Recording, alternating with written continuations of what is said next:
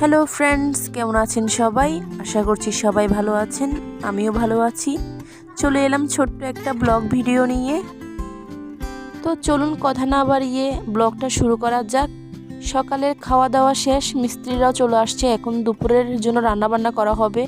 তো আজকে বাঙালি সেরা স্বাদের একটা রান্না করব, যেটা কম বেশি আমাদের সবারই ঘরে হয়ে থাকে। তো এই রেসিপিটা আমাদের সবারই খুব পছন্দের রেসিপি। আর আজকে আমাদের ঘরে খুব সিম্পল রান্নাবান্না হচ্ছে।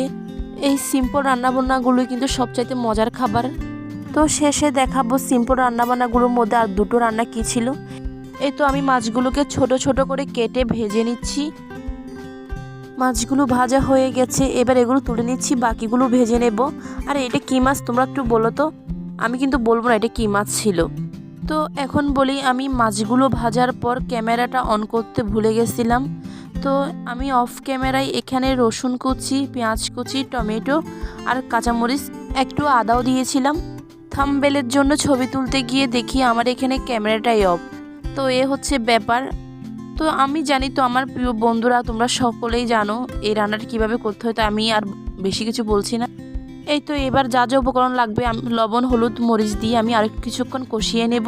ও সরি, আমি কিন্তু অফ ক্যামেরা একটু জিরা বাটাও দিয়েছিলাম। এবার একটু জল দিয়ে আরও কিছুক্ষণ কষিয়ে নেব। তো তোমরা হয়তো ভাবতেছো আমি কোনো রেসিপি কেন শেয়ার করতেছি না, ইভেন কোনো ওয়াল ম্যাটেরিয়ালও শেয়ার করতেছি না, ক্রাফটিংয়ে কোনো কাজই করতেছি না। আসলে আমাদের ঘরে মিস্ত্রি থাকার জন্য আমি একটু ব্যস্ত আছি।